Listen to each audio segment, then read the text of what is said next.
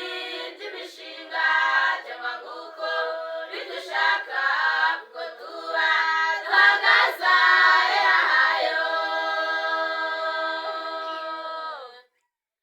Iyo duteranye nk'uku Satani ntanezererwa, abayiteguye ashaka kukubuza ndagufasha winduta mwinkunga mu kuyomba mu iteraniro, winduta mwinkunga mu kunegura umugenzi ujya mu ijuru.